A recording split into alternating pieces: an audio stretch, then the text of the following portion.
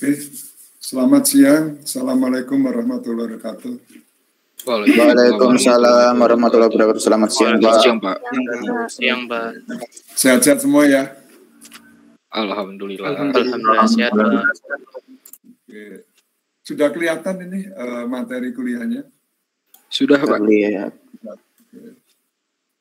Saya lanjutkan tentang pengujian kekerasan, uji puntir, dan uji mulur. Nah, definisi kekerasan menurut bidang engineering adalah kemampuan suatu material untuk menahan beban identasi atau penekan, atau penetrasi, atau abrasi dari material yang melakukan penetrasi tersebut atau identornya. Jadi kalau dia ditekankan pada logam yang akan diuji, nanti akan membentuk bekas lekukan sesuai dengan identornya, ada bentuk bola, bentuk diamond, bentuk piramid. Ya. Kemudian nanti akan diukur berapa luasannya dan dimasukkan ke dalam rumus. Ya. Rumus yang sudah ada untuk setiap pengujian, sehingga nanti akan diketahui berapa kekerasannya. Kekerasan suatu material harus diketahui, khususnya untuk material yang dalam penggunaannya atau operasionalnya akan mengalami pergesekan atau frictional force dan deformasi plastis. Nah, harapannya kalau dia bekerja, kemudian mengalami suatu pergesekan atau sampai terjadi deformasi, logam tersebut masih akan mampu kembali ke bentuk aslinya apabila beban tersebut diambil atau dihilangkan atau sudah berlalu gitu ya. Nah, mengapa diperlukan pengujian kekerasan? Yaitu di dalam aplikasi manufaktur, material dilakukan pengujian dengan dua pertimbangan, yaitu untuk mengetahui karakteristik suatu material baru. Kalau kita misalkan baru order material atau mungkin menciptakan suatu material baru dengan komposisi yang telah kita rancang, berapa kekerasan yang terjadi, ya itu diuji. Kemudian juga untuk melihat mutu, untuk memastikan suatu material memiliki spesifikasi kualitas tertentu. Nah, di dalam spesifikasi, seperti minggu lalu kami sampaikan, banyak yang menggunakan batas mulur atas, ya, atau upper yield point. Yang menggunakan yield itu jarang sekali, tapi ada gitu lah. Jadi harus waspada di dalam perencanaan, harus memperhatikan apa dia ultimate atau yield dan hubungannya dengan faktor keamanan. Nah, dengan faktor keamanan tersebut diharapkan material tersebut masih mampu kembali ke aslinya pada saat dia mengalami pergesekan atau frictional force atau tekanan baik tarik maupun tekan. Jenis pengujian kekerasan. Uji kekerasan ini merupakan pengujian yang paling efektif untuk menguji kekerasan dari suatu material, karena dengan pengujian ini kita dapat dengan mudah mengetahui gambaran sifat mekanis suatu material. Jadi sifat mekanis ada 10, salah satunya adalah kekerasan. Dan kekerasan ini ada rumusnya juga untuk masing-masing material. Kalau sudah diketahui rumus kekerasannya, maka bisa dikonversi ke rumus tegangannya, baik itu tegangan tarik maupun tegangan geser. Setahu saya masih baja saja yang ada, ya. Karena saya dulu juga sempat penelitian di sana, ya. Sehingga sudah mengetahui kekerasan, tinggal konversi aja, ya. Kekuatan tariknya berapa, kekuatan gesernya berapa. Dengan melakukan uji keras, material dapat dengan mudah digolongkan sebagai material ulet atau material getas. Seperti kuliah minggu kemarin, kalau material ulet itu bentuk potongan di daerah yang putus itu cenderung molor, kalau yang getas ini cenderung datar, ya tidak ada pemoloran. Beberapa jenis pengujian, yang pertama adalah Brinell, kedua Vickers, ketiga Rockwell, dan ada uji SOR, ya SOR hardness. Cuman ini kurang begitu apa istilahnya, kurang begitu terdengar atau kurang banyak digunakan ya, karena untuk benda-benda tertentu yang kepekaannya tinggi, misalkan untuk karet, busa, plastik, itu pakai SOR biasanya. Ini salah satu contoh bentuk dari identor yang menekan ke spesimen, ya ke spesimen. Bentuknya ini diamond. Ini ada ukurannya, ya diukur dalam milimeter, kemudian nanti diukur diagonalnya, kemudian dalamnya pertembusan itu atau penekanan, terus masukkan dalam rumus. Ini salah satu contoh. Jadi kecil sekali ya. Kalau mungkin jarak 1 meter gitu nggak akan terlihat. Didekati baru terlihat. Beberapa bentuk mesin untuk uji tarik seperti ini. Yang sebelah kiri sendiri ini Vickers, terus yang tengah ini Vickers juga, yang kanan juga ya. Jadi kalau Vickers maka identornya bentuknya seperti ini. Ya, dari sebelah kanan sendiri ini. Piramid. Dia dari berlian. Ya, jadi berlian bisa digunakan sebagai identor dalam pengujian kekerasan. Namun tentunya logam yang diuji kekerasannya harus di bawah berlian, supaya berliannya nggak pecah. Ya. Jadi letak bendanya seperti itu, di bawahnya ini ada. Nah ini pengujian SOR juga, ada karet, spon, plastik, ya. Dan ini bisa diuji dengan SOR. Kemudian kalau di teknik mesin ini ada praktikumnya, 1 SKS ya. Yang sebelah kanan sendiri ini pengujian Vickers, benda kerja diletakkan di atas dari lapaknya, bentuknya bulat. Kemudian ini diturunkan pelan-pelan sampai menyentuh benda kerja untuk identornya. Kemudian ini ditekankan, ya tombol biasanya. Sehingga nanti akan turun, identornya menekan beberapa saat, beberapa detik, terus naik lagi. Nah, untuk yang sebelah kanan ini bisa langsung dikonversi, jadi kekerasannya berapa, untuk Vickers, kemudian ke Brinell berapa, ke Rockwell berapa. Ya, bisa langsung diketahui di displaynya ini. Kita belum punya alat-alat uji seperti itu karena sangat mahal, ya. Ratusan juta alat uji seperti itu.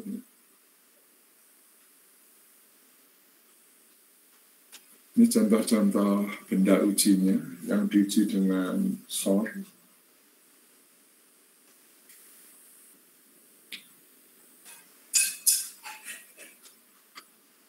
Kemudian ini bentuk identornya.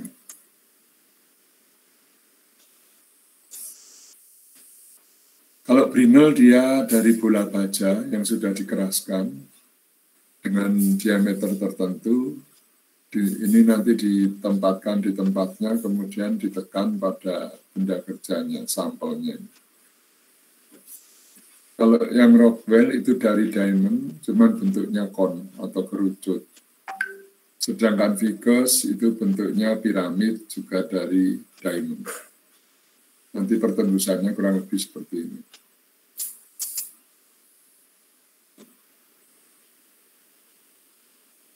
Nah, secara umum, diagram alur pengujian kekerasan simpel sekali. Jadi menyiapkan spesimen, entah itu baja, besi, cor, tembaga, atau aluminium, permukaannya dihaluskan, bisa dengan gerinda yang halus atau dengan kertas gosok yang halus. Cuman kalau dengan kertas gosok agak lama gosoknya. Mungkin 100 kali baru dia akan halus ya. Kalau dengan gerinda cuma 5-6 kali PP aja sudah halus. Kemudian dietsa. Dietsa itu di air kaca yang putih bening warnanya untuk membersihkan permukaan-permukaan dari bekas amplas tadi. Ya, kemudian nanti dilap pakai kain yang lembut, terus ditaruh di mesin ujinya. Terus dilakukan ujian kekerasan dan mengambil data. Nah, Anda sudah ngambil statistik belum ya? Belum, Pak. Oh iya. Saya beri gambaran gini. Jadi setiap data yang ditampilkan di dalam spesifikasi suatu produk itu ngambilnya tidak sekali, ya. Minimal 30 kali untuk pengukuran normal. Namun demikian nanti kecukupan data itu ada rumusnya, sehingga Anda harus mengambil berapa data, ya. Misalkan ada yang cukup karena alatnya itu efektif sekali dan masih baru, misalkan ketelitiannya tinggi, mungkin cukup hanya 7 data, 10 data. Nah, tapi saya pernah melihat sendiri, dosen pembimbing saya di S3 itu dulu penelitiannya harus ngambil 4.000 data. Dari perhitungan ketemu segitu. Ya kalau murah nggak apa-apa. Kalau misalkan besi seperti ini, ada yang 1 kilo harganya 2,5 juta. Terus kalau perlu misalkan 4.000 data, berapa miliar dia harus mengeluarkan. Ya. Nah itu ada teknik ya, teknik. Namun biasanya nggak semua dosen pembimbing tahu. Ya. Anda cukup ngambil 3 data, kemudian nanti di-generate pakai random number generator. Ya. Dengan program komputer mungkin hanya 20 baris saja. Anda mau minta 10.000 data bisa, 8.000 data bisa. Jadi paling enggak 3 data aja terus masukkan di situ. Ya. Bapak dulu waktu S2 buat program itu, terus untuk uji kecukupan data sama anak-anak S1, S2 yang penelitian lari sekali. Ya. Saya kasih waktu 1 bulan programnya, kemudian nanti destroyer sendiri. Kalau mau memperpanjang harus bayar ke saya 100.000. Ya. Lari sekali. Karena kalau penelitian murni harus ngambil sampel 30, misalkan berapa biaya yang harus dikeluarkan. Tapi dengan mengetahui pola 3 data saja sudah kita bisa mengenerate sampai ribuan data. Ya. Nah seperti besi, katakanlah ini panjangnya 10 cm yang saya gambar sebelah kanan. Ini kalau Anda titik setiap setengah sentimeter, kemudian Anda lihat di mikroskop, ya 10.000 kali pembesarannya, maka setiap titik ini akan mempunyai komposisi yang berbeda-beda. Ya, kalau misalkan baja ada sementit, ada ledeburit, ada martensit, ada karbon, magnesium, fosfor. Nah itu beda-beda setiap titik. Sehingga setelah diamati mikrostrukturnya, langsung dilakukan pengujian kekerasan di setiap titik. Ini hasilnya akan beda. Katakanlah kalau di spesifikasi itu kekuatan tarik 38 kg per milimeter kuadrat. Berarti dia harga rata-rata dari sampel yang diambil 30 kali sepanjang spesimen. Misalkan ada yang 40, 41, 33, 34, 35, 39, 38, 37. Di rata-rata itu semua dibagi jumlah data nanti ketemunya 38. Itu sehingga kita tidak heran kadang misalkan ada suatu struktur misalkan sepanjang ini 4 meter tapi pada bagian tertentu tahu-tahu meliuk putus. Nah, itu banyak penyebabnya. Yang pertama mungkin penempatan beban yang tidak seimbang. Yang kedua, konstruksinya yang kurang benar, jadi tidak ada redudan atau penyangga-penyangga tambahan. Yang ketiga, memang komposisi di daerah itu lebih lemah daripada yang lain. Nah itu penyebabnya ada 3 itu, harus ingat. Sehingga di dalam pengambilan kesimpulan pun data merupakan data rata-rata dari hasil perhitungan berapa dia kecukupan data untuk penelitian itu. Ya, nanti akan ketemu di statistik. Bapak yang ngajar statistik tapi di S2, ya. Dan statistik 1, statistik 2. Orang TI itu ilmu statistiknya harus jalan, ya. Karena apa? Statistik di dalam teknik industri itu suatu ilmu pengetahuan yang sangat vital untuk mengambil kesimpulan-kesimpulan dari suatu sampel space di dalam populasi itu. Ya, jadi kita harus berpandangan holistik. Ya, holistik itu secara menyeluruh dari berbagai aspek sudut pandang. Ini Anda ikut mekanika teknik di saya enggak? Oh enggak ya? Enggak ikut ya? Nah kemarin saya kasih tugas, ada yang ikut saya itu soalnya 4, yang 2 itu perhitungan untuk kesetimbangan, yang 2 kesetimbangan juga tapi dalam formulasi, diantaranya di roket ICBM antar benua, sama satunya di pesawat, ya pesawat perang gitu ya. Nah itu mereka pada bingung, nggak tahu arti kepesatan itu apa. Kepesatan itu gaya dorong dari turbojet ke pesawat itu, ya.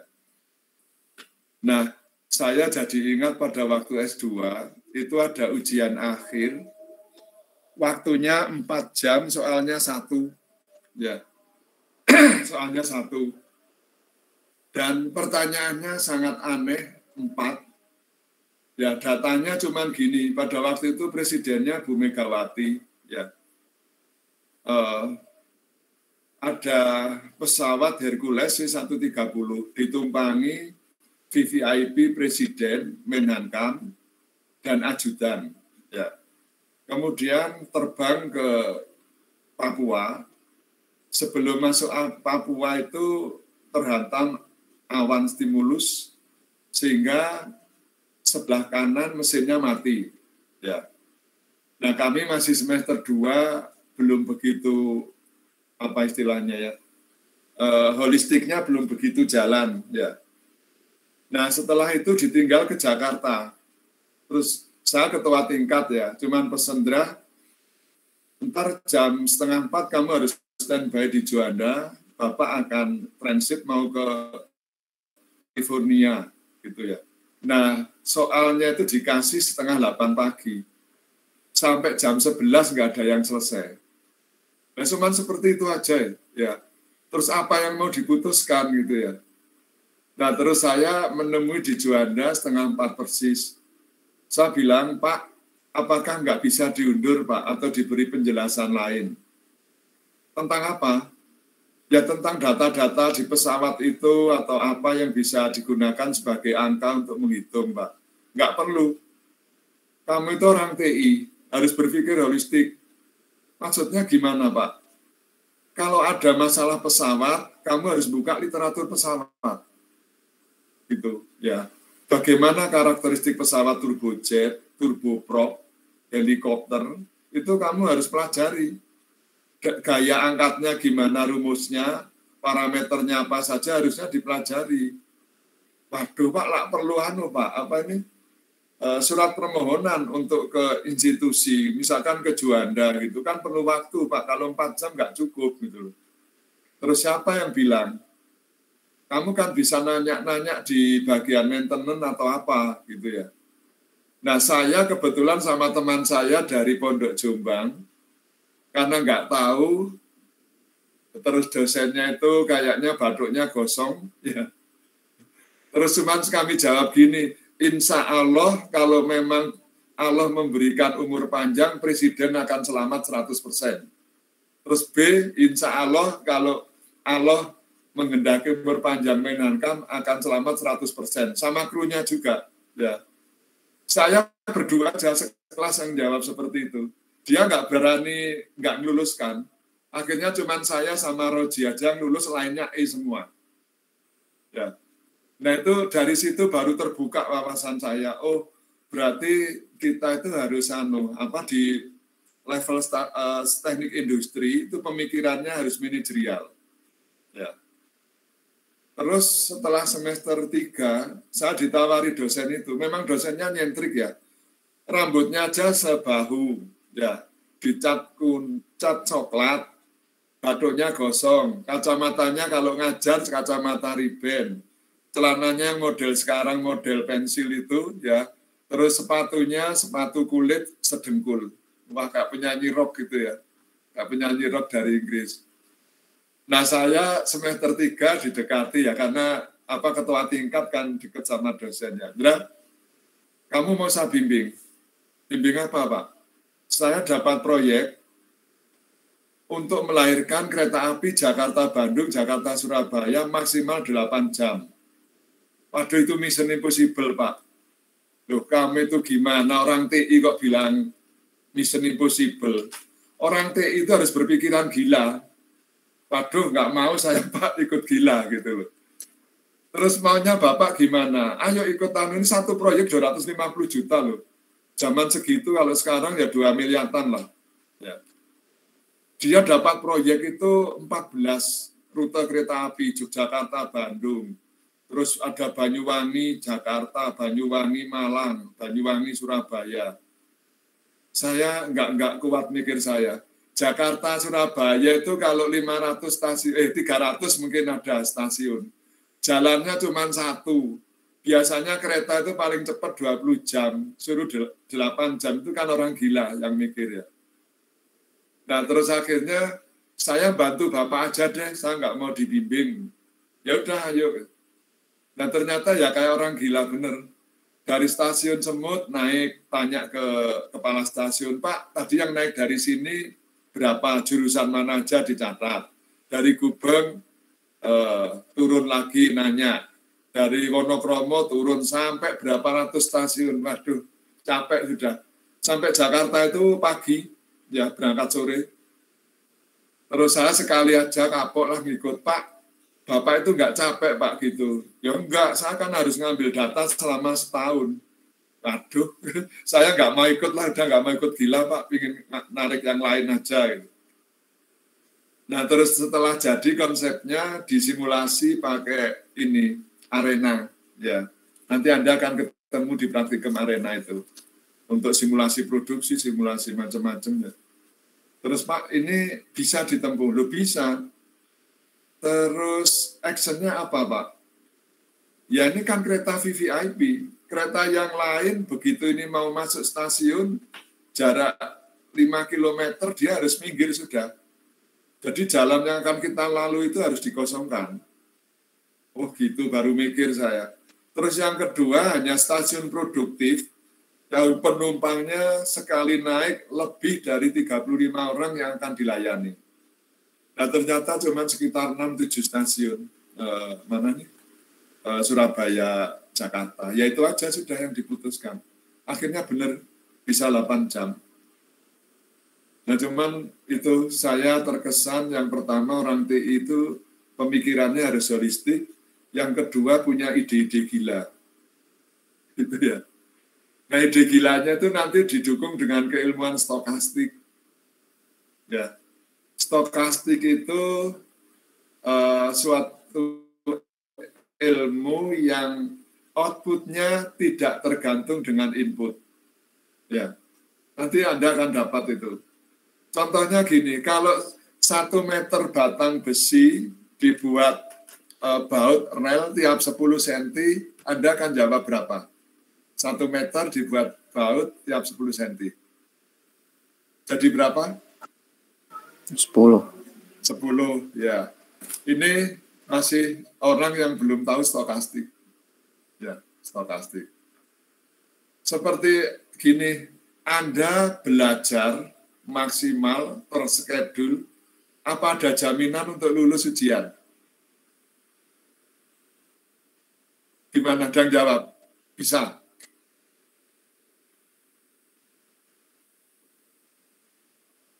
Siapa yang jawab bisa, siapa yang enggak? Alasannya apa, yuk? Belum tentu, Pak. Belum tentu. Belum tentu. Kenapa kok belum tentu? Ada faktor yang lain, Pak, mungkin yang menghambat gitu, Pak. Misalnya? Misalnya kayak ya lagi pas ujian itu kayak error itu gitu, Pak. Error apanya? Ya pemikiran lagi blank gitu, Pak. Jadi kacau semua. Iya. Jadi ada faktor yang lain gitu, Pak. Jadi banyak faktor. Ternyata kehidupan ini 80% stokastik loh. Ya, itu saya dapat ilmu di S3. Jadi belum tentu Anda belajar terus schedule tiap hari, misalkan kuisnya baik, begitu ujian mesti lulus. Belum tentu. Ya, bisa tempo hari ada anak dari Kediri. Senin ujian, Sabtu pulang. Ya, alasannya ingin menenangkan diri. Terus Minggu sore berangkat pulang ke Malang, tabrakan di Pujon, kakinya, tangannya patah. Sudah tertunda 6 bulan sampai bisa nulis lagi. Mau ujian skripsi itu, ya. Kemudian mau ujian kena COVID, sakit. Nah itu di luar perhitungan yang pasti, di luar nalar kita. Nah itu yang disebut stokastik.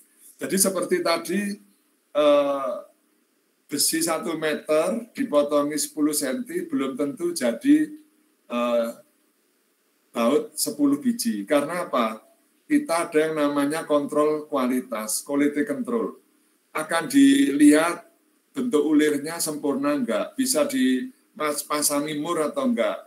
Kalau dipasangi mur macet di tengah-tengah ternyata ulirnya rusak, berarti dia reject. 1, sudah tinggal 9. Kemudian nanti dicek lagi yang lain, kepalanya ternyata nggak simetris, benjol, sehingga kunci untuk membuka nggak bisa masuk, reject lagi 1. Ya. Jadi 10 biji, kemungkinan yang baik cuma 6. Nah itu berarti cuma jadi 6. Kalau deterministik, itu seperti itu. Jadi contohnya aja kalau ini, goreng nasi, ya goreng nasi, 2 piring, nanti jadinya ya 2 piring. Itu udah pasti deterministik ya. Kualitasnya sama karena ditunggu terus-menerus dan dikerjakan manual. Itu jadi ternyata kehidupan itu 80% stokastik. Termasuk Anda nanti kalau pacaran, jangan berharap cinta pertama mesti jadi. Cinta pertama itu banyak untuk pembelajaran. Ya. Banyak yang nggak jadi, ya. Mungkin yang ketiga, keempat baru jadi. Sehingga Anda kalau siap mental seperti itu, nggak akan bunuh diri, mabuk lah, ngebut lah, macam-macam ya. Itu stokastik. Nanti Anda akan diajari ke sana. Ya. Kembali ke sini. Nah ini untuk kekerasan, pengujian kekerasan Brinell.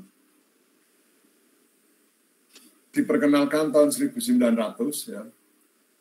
Uji kekerasan Brinell terdiri dari identasi permukaan logam dengan bola baja berdiameter 10 mili. Jadi diameternya 10 mili.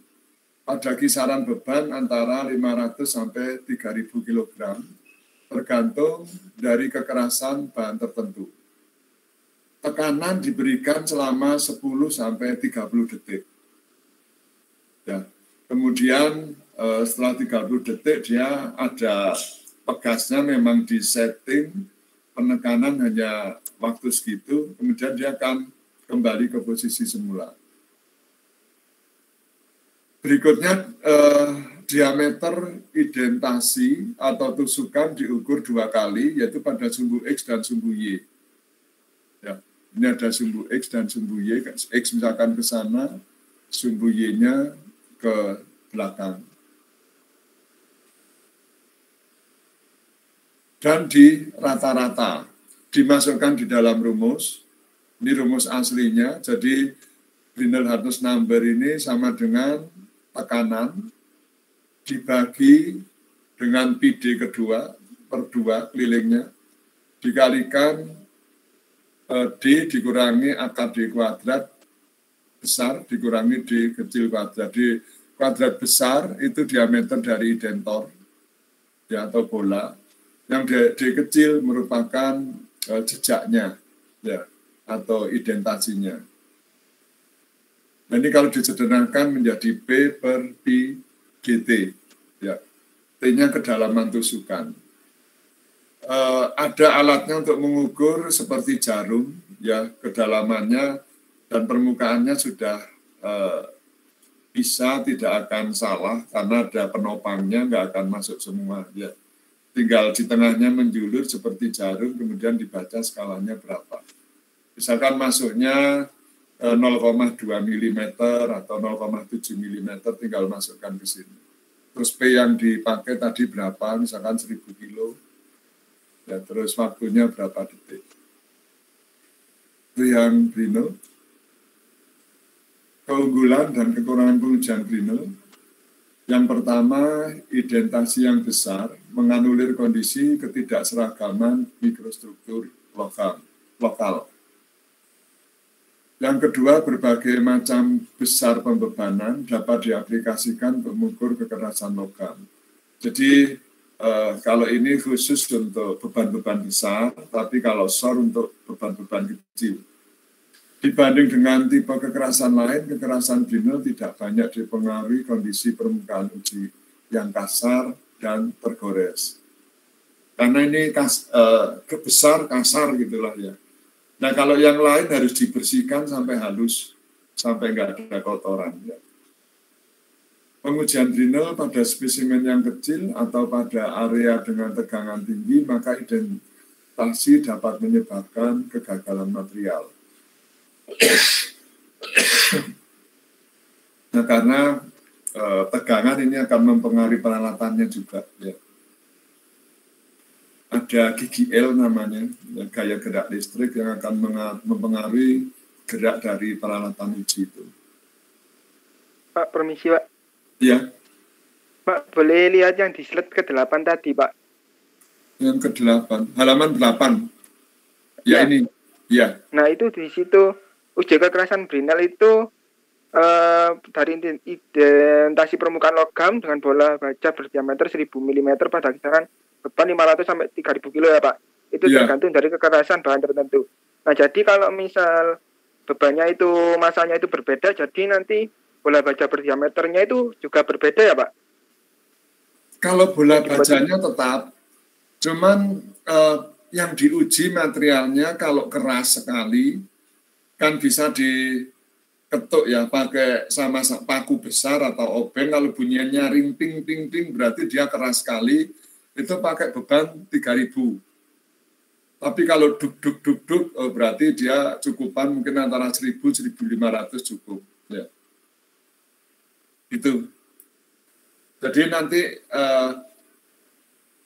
panjang sama lebarnya ke arah sumbu X dan Y itu yang akan dimasukkan di dalam rumus juga ya. Nah, itu di sini time-nya juga ya, kedalaman bukan time, kedalaman tusukannya. Jadi pakai beban berapapun nggak masalah, cuman lebih tepat kalau Anda bisa mengira-ira ya, kurang lebih gitu ya. Kalau misalkan ujinya benda yang sangat keras ditekan dengan 500 kg, mungkin hanya akan menjejakkan di sini 0,01 mili ya. Sehingga kita tentu ragu-ragu. Tapi kalau dihantam dengan 3000 kilo, maka dia akan lebih dalam.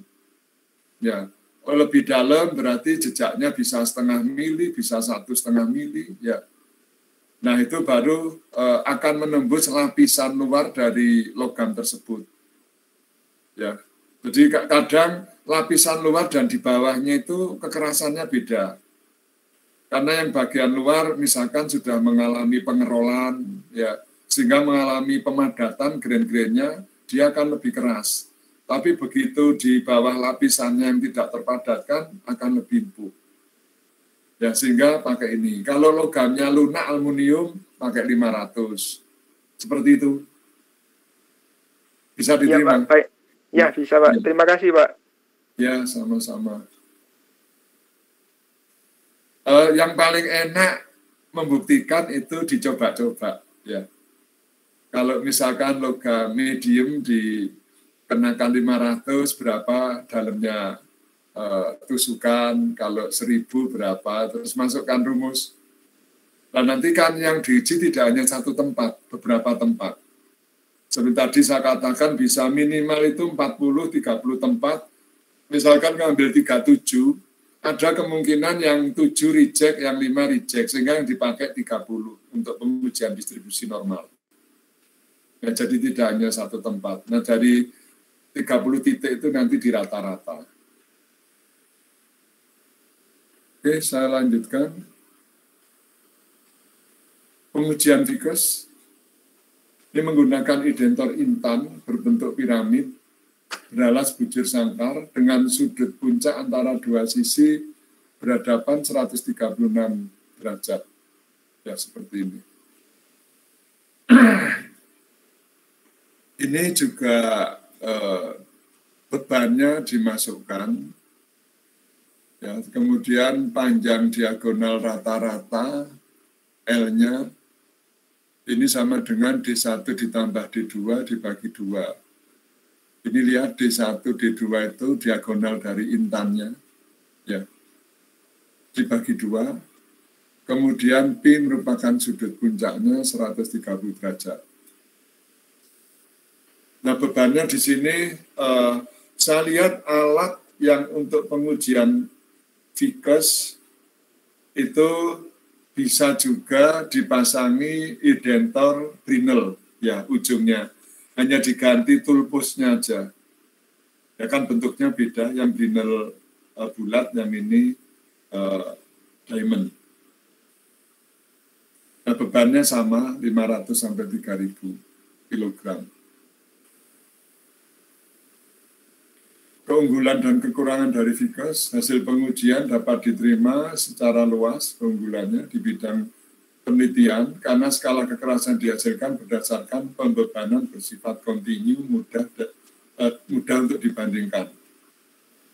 Namun memerlukan proses yang lama dan persiapan permukaan uji yang teliti, tidak cocok untuk cek rutin produk hasil produksi. Karena cek produk hasil produksi kan buru-buru, ya, sampling. Nah, kalau ini harus permukaannya bersih benar, lurus benar, baru nanti dilakukan pengujian. Dan penekanannya pun lebih, apa istilahnya ya, lebih lama daripada Brinell.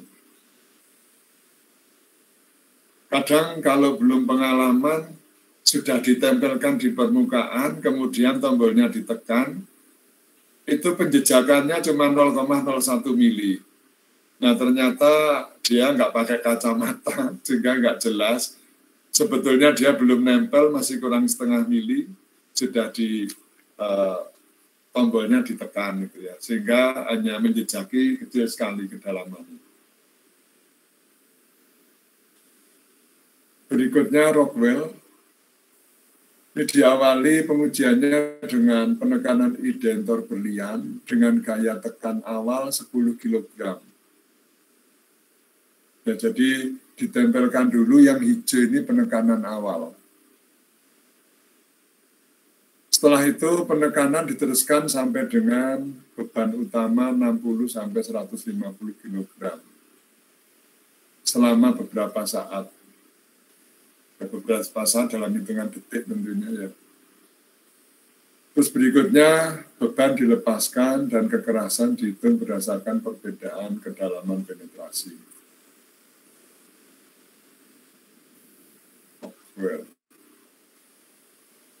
Nah, klasifikasinya ada 3 berdasarkan tipe identasinya dan beban utama yang digunakan. Untuk skala A, itu loadnya 60 kg FOS. Kemudian kalau skala B 100, skala C 150. Nah, skala A tentu untuk logam-logam yang lunak seperti aluminium dan paduannya, tembaga dan paduannya. Yang B untuk logam yang kekerasannya menengah, misalkan besi karbon rendah, mild steel, dan lain-lain. Yang C misalkan untuk baja karbon tinggi.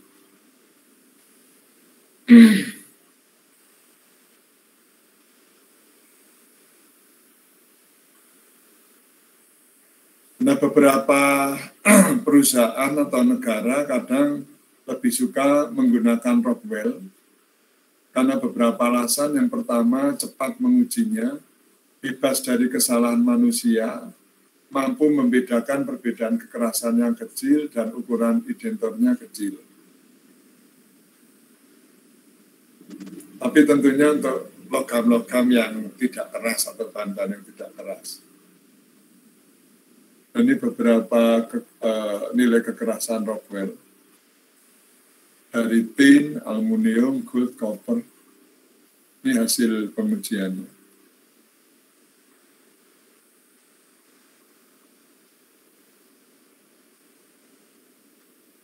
Kemudian ada lagi yang terbaru, jenis micro hardness atau knob hardness. Micro hardness test tahu sering disebut dengan knob, ya, knob hardness testing. Ini merupakan pengujian yang cocok untuk pengujian material yang nilai kekerasannya rendah. Nah, biasanya digunakan untuk mengukur material yang getas seperti keramik. Keramik, gelas juga ya termasuk di sini. Bentuknya ini SOR, ya, pengujian SOR.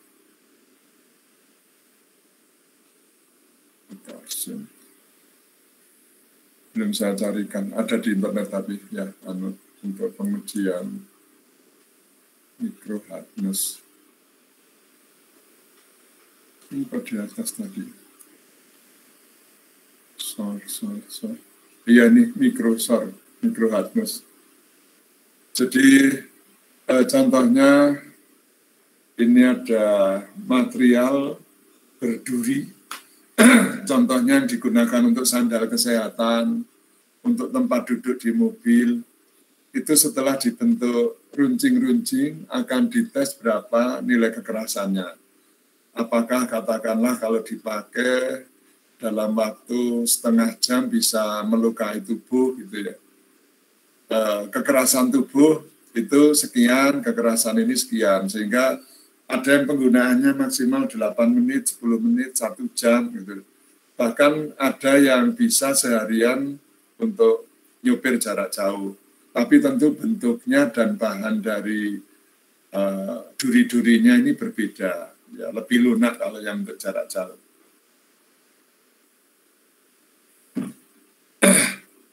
Nah, Anda mungkin belum pernah dengar, kalau sering nyupir jarak jauh, kemudian tempat duduknya itu dari, apa itu namanya ya, kalep ya. Kalep itu campuran karet dengan plastik, itu tidak akan menyerap keringat di pantat terutama ya. Nah, untuk berjalannya waktu, untuk orang usia di atas 40, tahu-tahu lumpuh. Ya, lumpuh, ada tetangga seperti itu. Nah, ternyata setelah diteliti dokter patologi, itu dia kerja Surabaya Malang nyupir tiap hari dengan tempat duduk seperti itu. Walaupun pakai AC, ya. AC kan yang tidak terlindung, yang kena AC, tapi yang terlindung seperti di pantat itu kan nggak bisa keluar keringat. Nah, itu bisa langsung lumpuh. Sehingga dia harus difisioterapi selama 2 tahun. Makanya disarankan kalau untuk mobil-mobil yang tidak bisa menyerap keringat, material tempat duduknya itu diberi sandaran seperti ini. Di bawah, di punggung juga ada. Dan harganya nggak mahal kok, sekitar 175 lah. Ya. Tinggal nalikan ada elastiknya di sandaran kursi.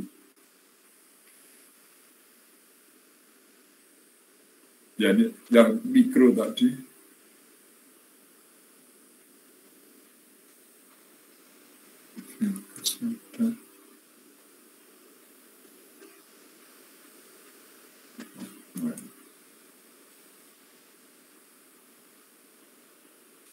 Nah, berikutnya pengujian puntir.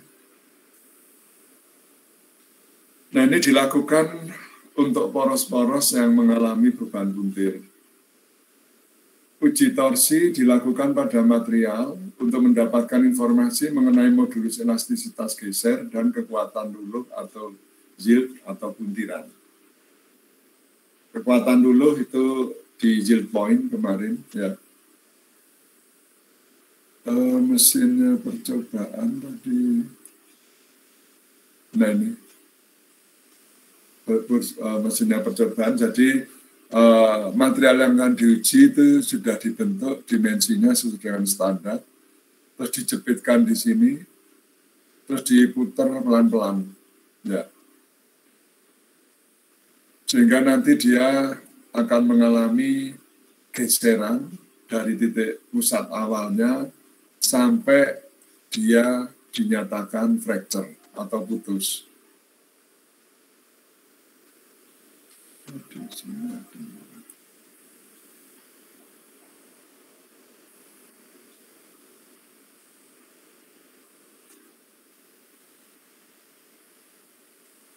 Nah, ini juga ada mesin uji tariknya. Tentu ada sensornya juga yang akan merekod berapa saat ini beban yang berjalan dan berapa strain-nya yang terjadi. Bentuknya kayak strain gauge ya. Strain gauge mungkin kalau Anda belum pernah tahu kayak lampu apa ini namanya. Yang gepeng-gepeng kuning itu lampu apa? Dia bukan dop, bukan wolfram, tapi kayak plastik kuning ukurannya mungkin 5 milian ya. LED, Pak. Ya, LED ya, LED. Iya, Pak. Ya, sensornya itu pakai seperti itu, LED. Dan sebelum putus itu sensornya diambil karena dia dipasangkan di benda kerja. Kalau putus tidak diambil maka sensornya bisa rusak ya. Dan sensornya harganya puluhan juta. Nah nanti di situ sudut puntir mulai awal sampai dia mengalami putus itu berapa yang terjadi. Terus panjang spesimennya, sehingga nanti regangan gesernya bisa dicari, tinggal masukkan rumus saja. R kali B per L. R-nya ini radius dari material awal.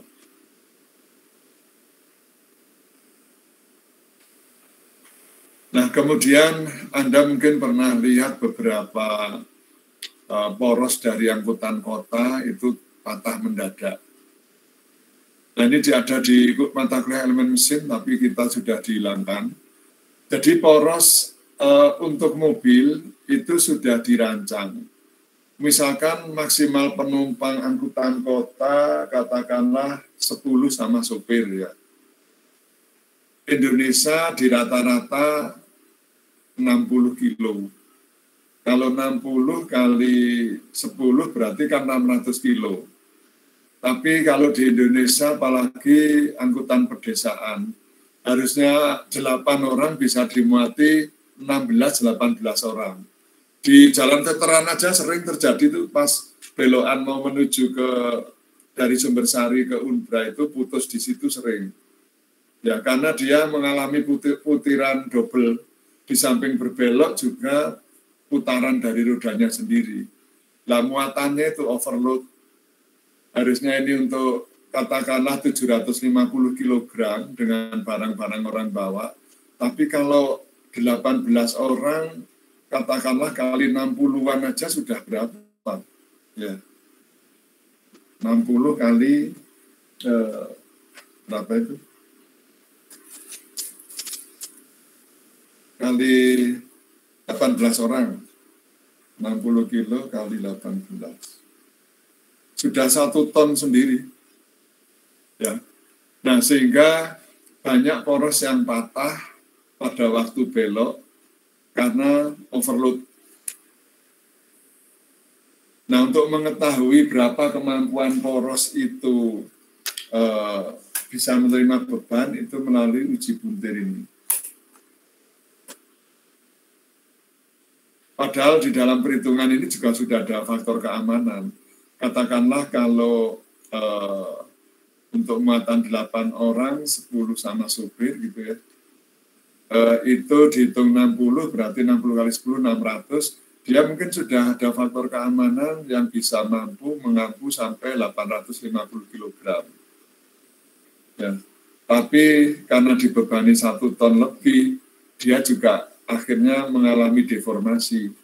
Jadi kalau Anda lihat di belakang mobil, bannya ini sudah bergoyang-goyang, itu ada 2 kemungkinan. Porosnya sudah melengkung, terdeformasi, atau bearingnya yang sudah rusak. Itu kalau nggak segera diganti akan rembet.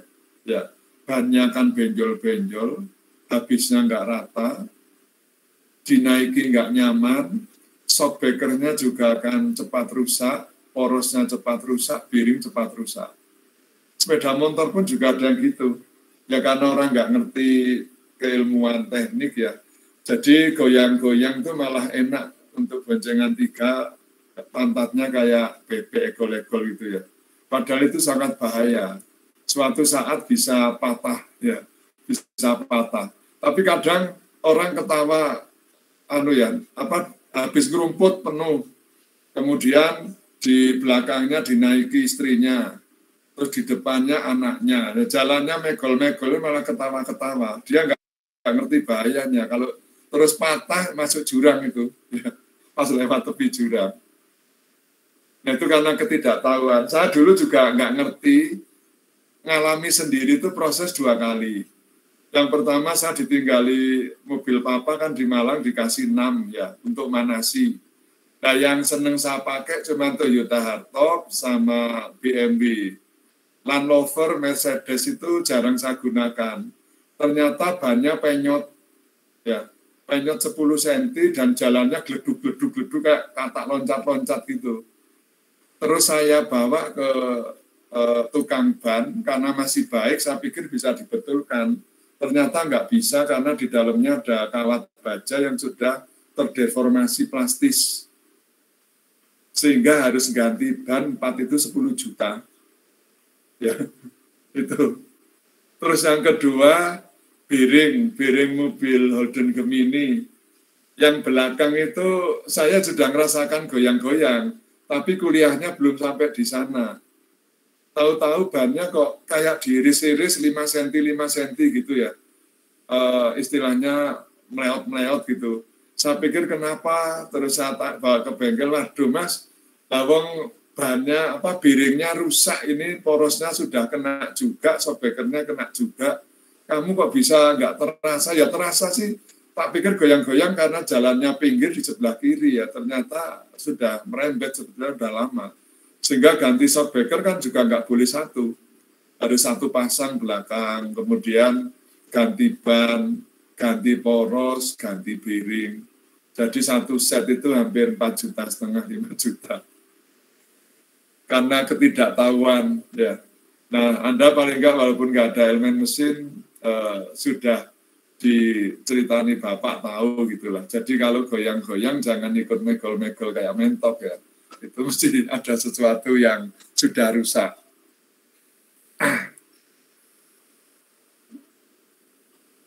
Terus berikutnya ya ini.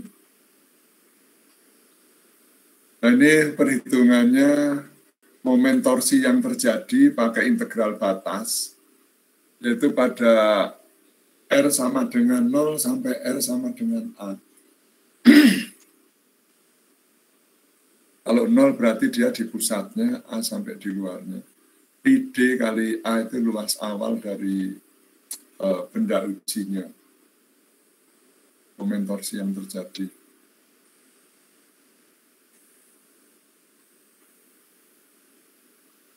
Kemudian tegangan geser yang terjadi pada permukaannya bisa dihitung dengan ini, moment torsi yang terjadi dibagi D per 2, dibagi pi D pangkat 4 dibagi 32. Nah ini hubungannya dengan poros pejal, ya.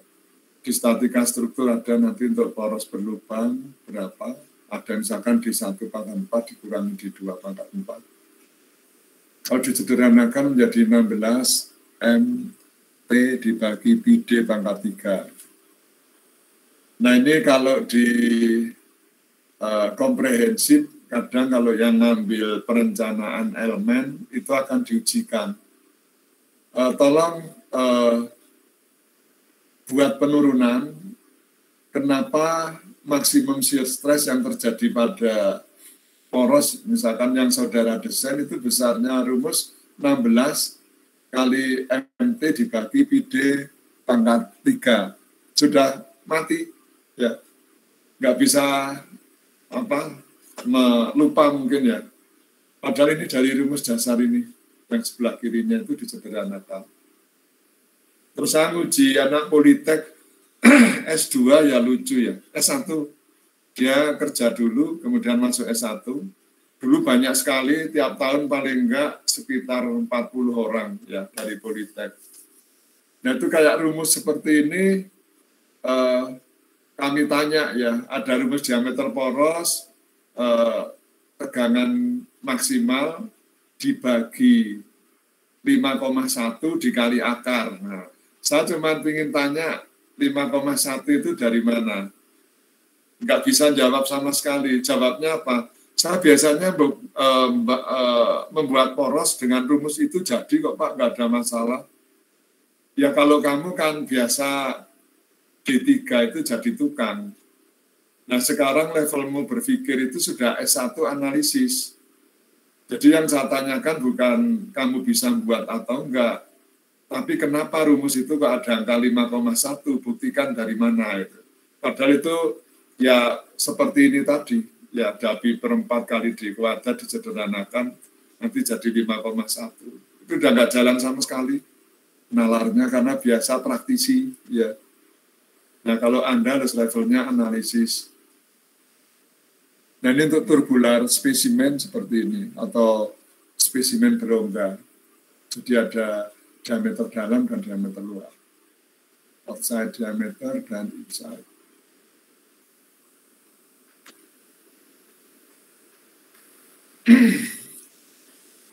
Kemudian modulus elastisitas geser. Ini sama dengan tegangan izin geser dibagi sudut puntirnya. Ya. Gamma.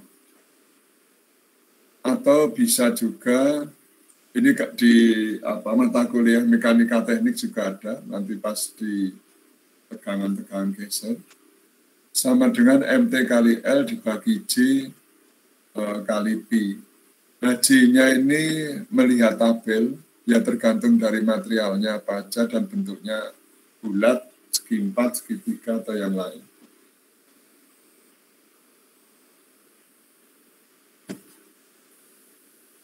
Nah ini patah puntir, seperti di kuliah pertama sudah saya sampaikan. Jadi uji kekerasan itu akhirnya salah satunya bisa menggolongkan bahwa material itu daktil atau brittle. Ya. Nah ini contoh dari yang sebelah kiri itu yang daktil atau getas, terus ini yang brittle atau ulet.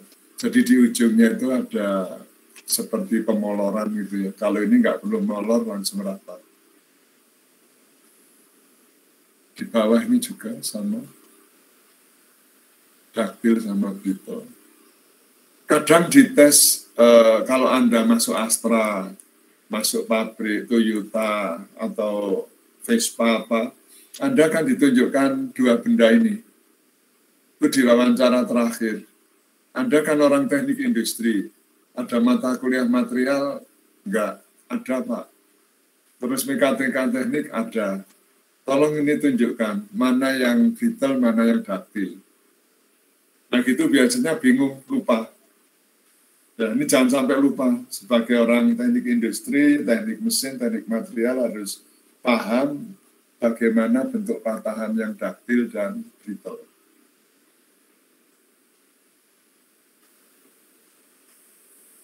Kemudian patah getas itu ada 3 faktor penyebabnya. Yang pertama terjadi tegangan triaksial, bisa karena suhu rendah, juga bisa karena strain rate yang tinggi. Ini salah satu contoh kerusakan kapal Liberty pada saat Perang Dunia. Penyebab patahan karena letak dari kerusakan daerah las pada kondisi temperatur sub-zero, di bawah titik nol, biasanya sampai 25-35 derajat Celcius. Ternyata las-lasan atau sambungan itu pada temperatur seperti itu dia akan pecah sendiri, ya, pecah sendiri. Jadi kalau ngerti material jangan sampai melewati daerah musim dingin yang temperaturnya di bawah nol, karena kapal-kapal itu juga banyak las-lasannya, ya, untuk membentuk lengkung, membentuk lancip. Nah, itu sambung-sambungan dia.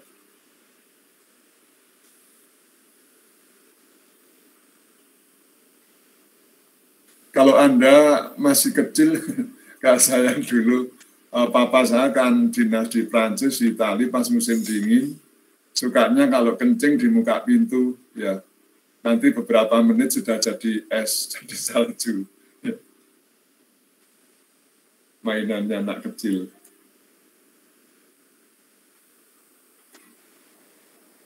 Nah, berikutnya uji mulur atau grip.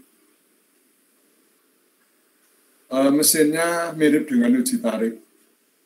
Benda kerjanya ditaruh di bawah ini, di bawahnya tabung, kemudian dijepit 2 sisi, yang bawah sama atas, kemudian ditarik sampai putus. Ya. Nah, grafiknya nanti akan mengikuti gambar yang sebelah kanan ini. Ada initial load, ya, atau beban awal, itu untuk memastikan jepitannya sudah kenceng atau belum. Kalau belum, biasanya ditarik lepas. Sehingga ada initial load, kalau dia sudah kenceng berarti nggak lepas, terus ditambah beban terus, sampai dia mengalami fracture atau patah.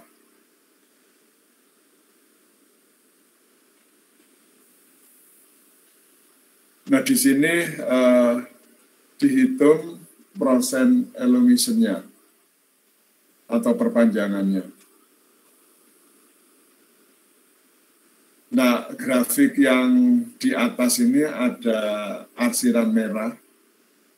Ini merupakan energi yang digunakan untuk menarik sampai putus.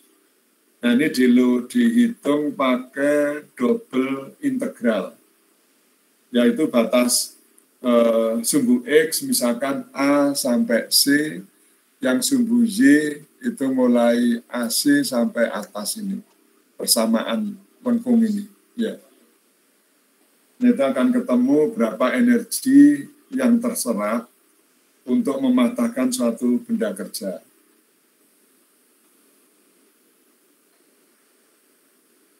Terus pemolorannya berapa mulai awal dia ditarik sampai berubah bentuk sampai putus. Ya. Dan ini akan menunjukkan tingkat-tingkat keuletannya.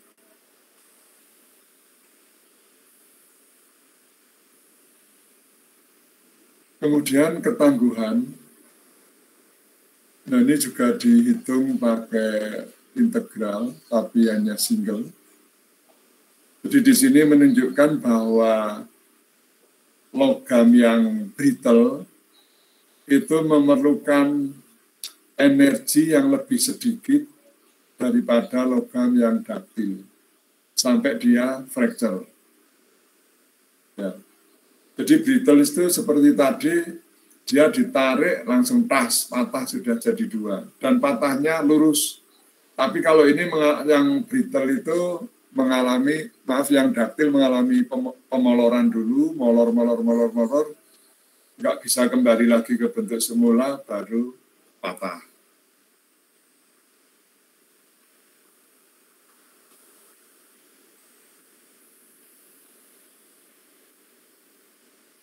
Kemudian masalah ductility adalah digunakan untuk kepentingan dalam 3 hal yang berbeda. Yang pertama untuk operasi pengerjaan logam, yaitu menunjukkan jumlah deformasi dapat diterapkan tanpa kegagalan. Duktil, jadi ulet. Seperti tadi uji tarik, dia akan sampai mengetahui batas yield point-nya. Nah, sampai ke yield point itu dikatakan ulet, ya. Jadi dia kalau dibebani, beban dihilangkan, masih tidak berubah bentuk dan kembali ke aslinya. Nah, untuk perhitungan tegangan atau prediksi beban berat menunjukkan kemampuan logam untuk mengalir secara plastis sebelum kegagalan. Artinya mengalami pemoloran dulu. Ya. Terus yang ketiga untuk indikasi perubahan dalam perlakuan panas atau kondisi pemrosesan dalam logam. Jadi logam yang keras itu bisa dilunakkan, diuletkan. Dengan cara apa? Dengan heat treatment. Perlakuan panas, yaitu dipanaskan di bawah suhu rekristalisasinya.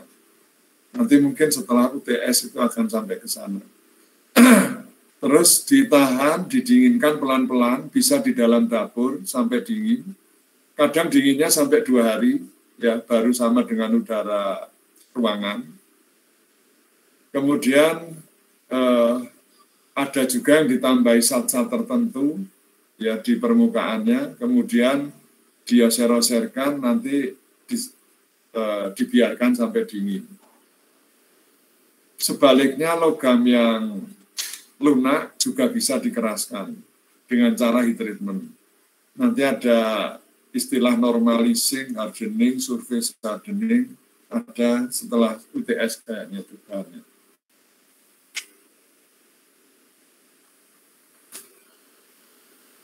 Nah, ukuran keuletan itu diukur dalam 2 parameter, yaitu pemolorannya dan pengurangan dari luasan. Yang simbolnya elongation itu epsilon sebetulnya, ya. Kemudian yang reduction itu adalah V. Ini ukuran keuletan, 2 parameter sini.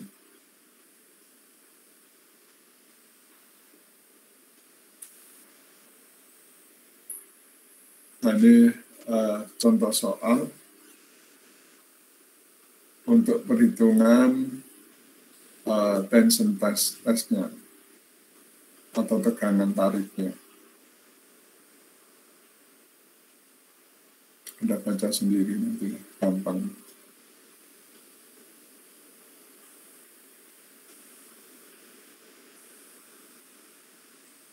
Ada yang mau ditanyakan sampai di sini? Silahkan. Izin bertanya, Pak. Iya. Mengenai spesimen ya, Pak. Itu kan Iya. ada, misalnya ada beberapa material gitu, Pak. Itu ada aturannya untuk ukuran atau ketebalan spesimennya? Ada, iya. Ada bukunya. Ya, kita juga belum punya bukunya itu. Bapak ada untungnya dulu, saya mungkin pernah cerita sampai sewot ya. Jadi dosen 8 tahun itu diputer di 11 lab. Ya. Dan di lab tugasnya selalu membuat buku petunjuk praktikum, karena mesin-mesinnya banyak buatan Jerman, buatan Belanda, Prancis. Nah, kebetulan Bapak pada saat itu masih les bahasa itulah.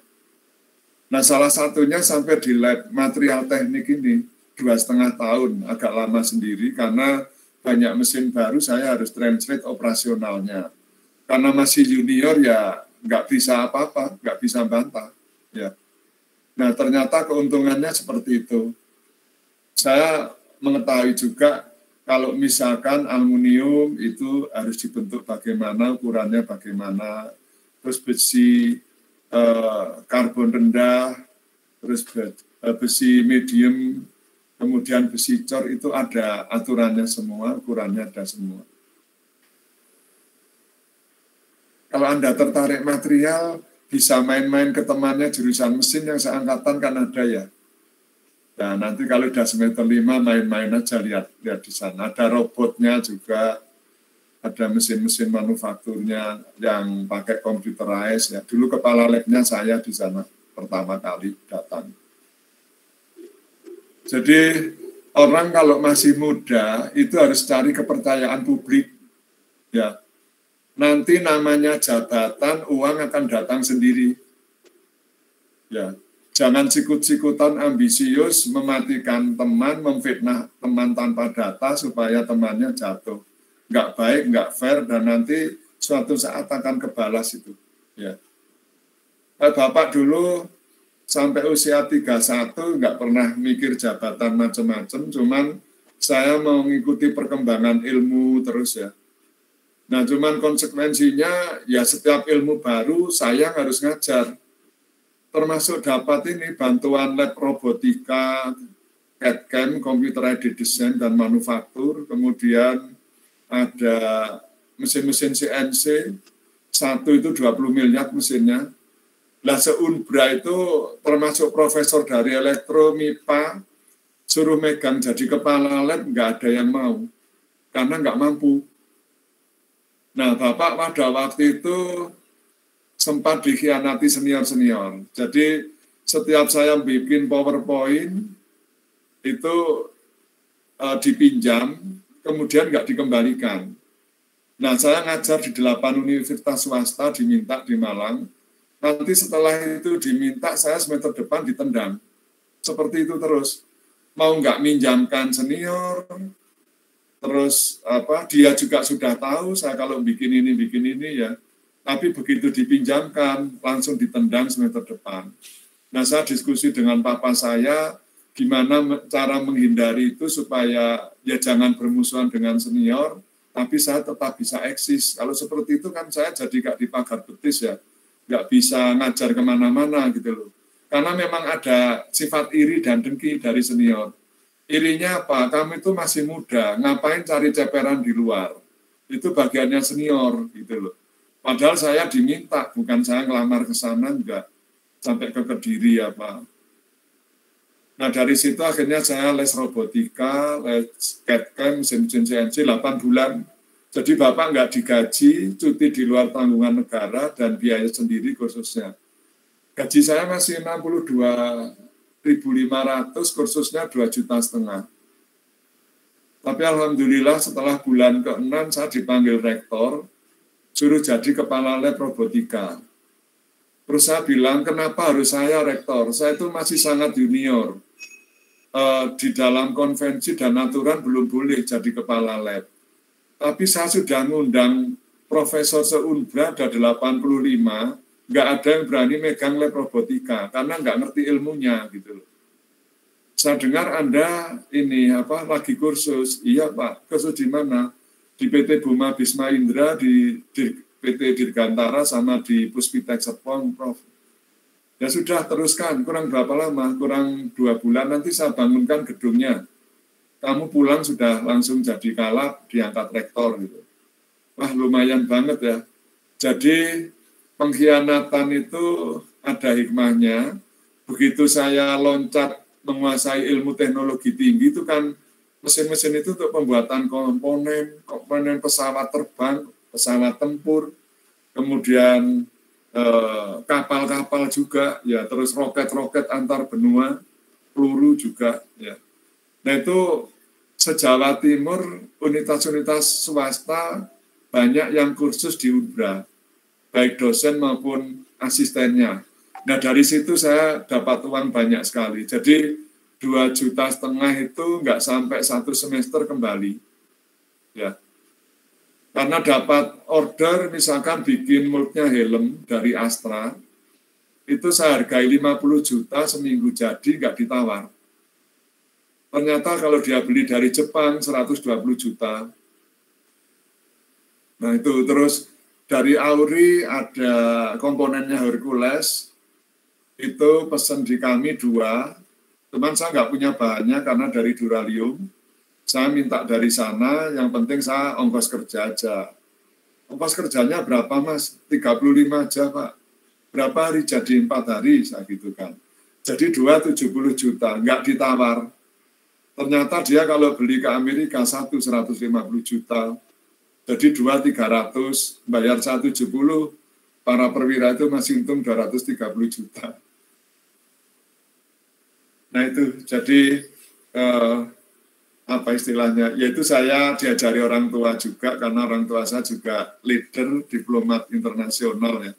Kalau muda itu cari kepercayaan publik dulu, tunjukkan performanya gitu ya. Saya kadang-kadang ya sampai apa ya, kudu nangis lah gitu ya. Suruh jadi MC Dharma Wanita, MC-nya wisuda, MC-nya bedah buku, Maulud Nabi. Gimana rasanya, saya padahal apa ya, nggak mendalami bidang itu, tapi dekan selalu meng-SK, ketua jurusan SK. Terpaksa saya kan harus belajar bagaimana menjadi MC keagamaan pada waktu maulud, pada waktu halal bihalal, bagaimana pada waktu bedah buku, pada waktu wisuda gitu ya. Akhirnya belajar dari situ. Terus ngomel sendiri di depan kaca gitu ya, latihan. Jadi supaya nggak bosan, diselingi joget-jogetnya gitu. Jadi orang teknik kalau tanpa seni itu kaku, kurang romantis. Ya, kurang romantis.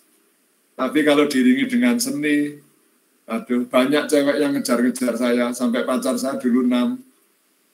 Ya, dari kedokteran via pertanian, ekonomi, ada semua. Tapi nggak saya janjiin untuk nikah sih, cuman girlfriend aja gitu ya. Ya karena sering muncul di media-media Undra. Itu aja untuk tukar pengalaman, share informasi. Ada yang mau ditanyakan? Silakan. Ini hanya dasar-dasar aja ya. Yang penting itu justru nanti Anda kalau di dunia kerja ditugasi untuk membuat suatu bentuk komponen atau part, harus bisa memilih materialnya dari apa. Ya, lihat di kemarin saya kopikan tentang material book itu ya. Terus fungsinya untuk apa, karakteristik kerjanya bagaimana. Misalkan dia harus tahan karat, misalkan harus tahan gesekan, kemudian harus tahan apa yang lain. Nah di situ tinggal pilih aja application form-nya apa, karakteristiknya apa. Itu yang penting. Kalau ini kan hanya dasar-dasar bagaimana sih kekerasan bisa muncul harganya, bagaimana elongation bisa muncul harganya dari uji-uji seperti ini. Ada yang mau ditanyakan? Silahkan.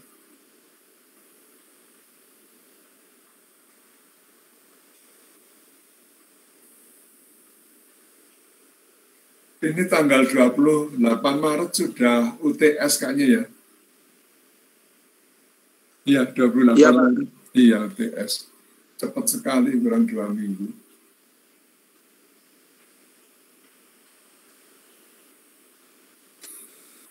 Iya, terus apa ini?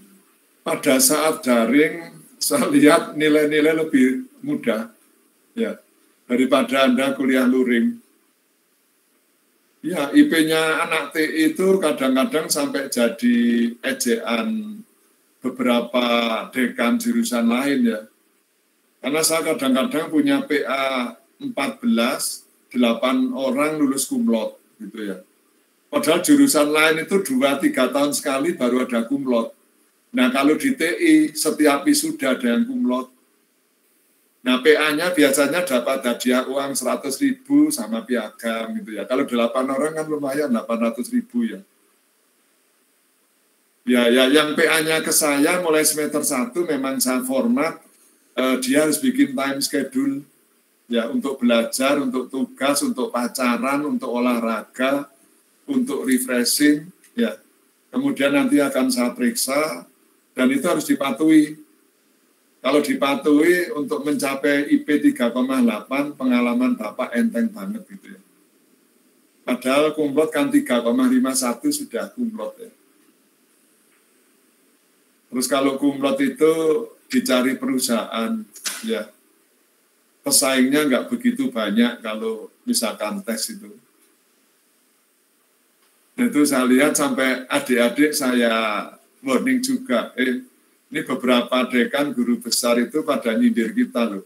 Nilainya kok murah-murah banget di TI itu. Setiap saat wisuda selalu kumlotnya itu belasan gitu ya. Apa enggak kita koreksi?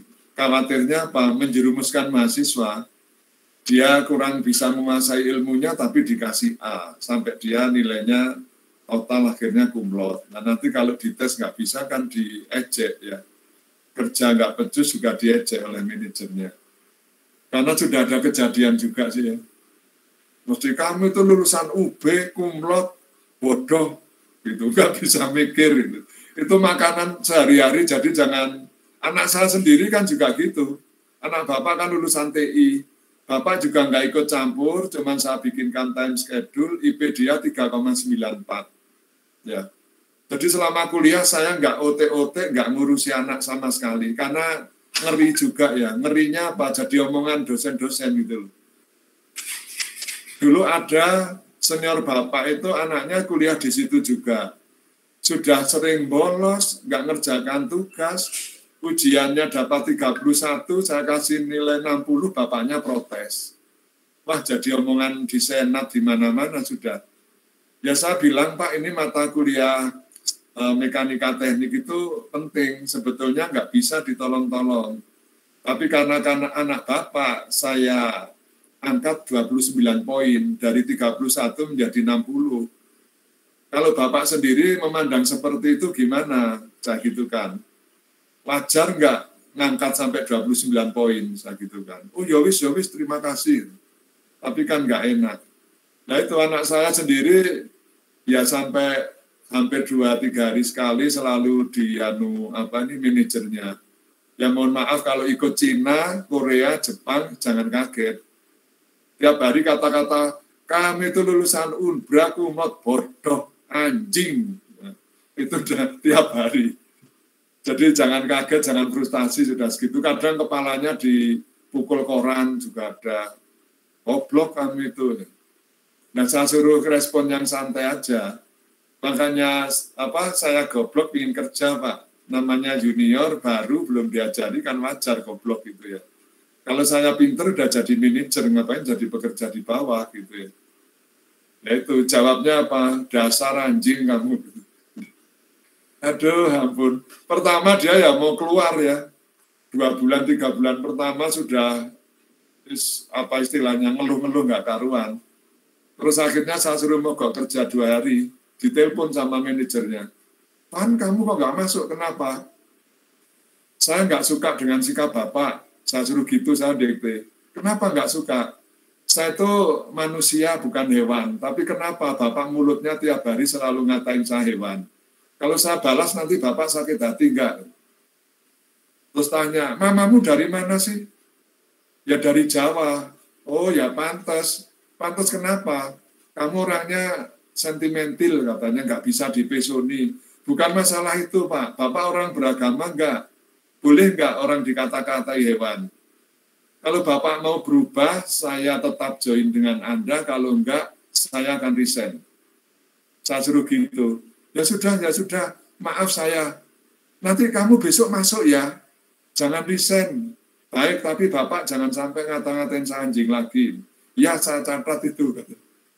Akhirnya masuk sampai sekarang. Nah, di mana-mana itu keluhan alumni, ya. Kerja yang nilainya baik-baik itu disepertikan itu gitulah.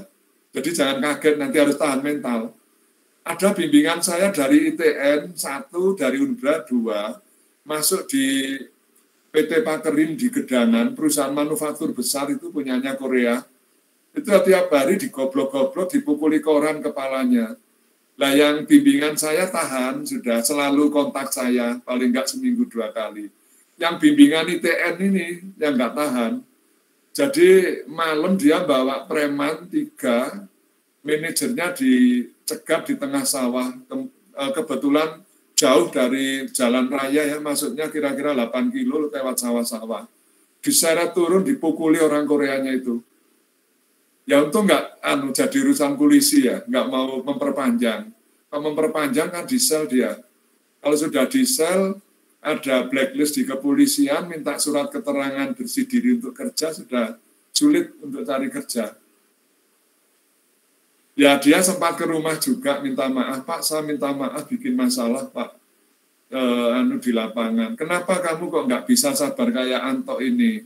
Saya nggak bisa, Pak, sama orang tua saya kepala nggak pernah julek-julek mau dipukuli koran kok sama orang lain digitukan. Nah itu namanya ujian kerja kok. Nah kalau kamu caranya gitu dimanapun nggak akan tahan. Karena di perusahaan-perusahaan itu kasar, orang lapangan itu kasar gitu. Kalau kamu mau halus ya kerja di bank, ya. Jadi orang mau datang aja udah selamat pagi, apa yang bisa saya bantu, macam-macam gini-gini. Nah kalau di lapangan ya nggak ada seperti itu gitu. Akhirnya ya seperti itu, kerja di Bank Jatim, nggak tahu ada apa, 1 tahun keluar, masuk BRI, sudah menjadi area manajer di Banyuwangi, Jember, dan sekitarnya, keluar juga. Waduh, sudah itu akhirnya kalau di grafik, itu sudah nanjak kariernya, pendapatan, jadi atas itu pendapatan, sini karier, yang subuh Z itu waktu. Maka gejlek lagi dari nol, ngelamar lagi naik, gejlek lagi dari nol. Lama-lama sudah punya anak, nggak laku. Ya, nggak lakunya apa? Perusahaan kan lebih baik bayari orang single dengan ijazah yang sama daripada orang punya istri punya anak, nambah anggaran untuk kesehatan, tunjangan anak, tunjangan istri. Ya. Nah itu yang harus disadari. Jadi kerja itu dipilih sesuai dengan keinginan Anda, hobi Anda, sekali atau 2 kali loncat langsung tetap. Jadi karier akan meroket terus gitu.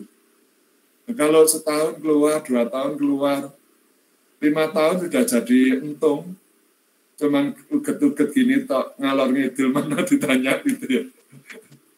Yang lain sudah bergerak cepat itu masih dari awal terus. Itu. Oke, nggak ada yang ditanyakan, masih gampang lah ini cuman pemahaman masih. Kalau nggak ada yang ditanyakan, jangan lupa absen, ya. Terus kalau yang nggak bisa absen, segera hubungi Bapak, tiap hari mesti ada 2-6 orang. Alasannya ya katanya mau absen sudah nutup Pak, padahal belum waktunya, ya bisa aja kejadian. Terus ada yang mau absen, sudah absen, nggak tertera. Nah, ternyata setelah saya laporkan ke recording, itu dulu ada kesalahan pilih ya. Kan di situ bersedia hadir luring, ada yang bersedia hadir daring. Ya yang luring itu absen di daring nggak bisa masuk, gitu. Akhirnya dirubahi yang saat ini, yang luring-luring itu dijadikan daring, semua baru bisa nyantol absennya. Oke, selamat siang. Saya akhiri sekian. Sampai jumpa lagi di minggu depan. Selamat belajar.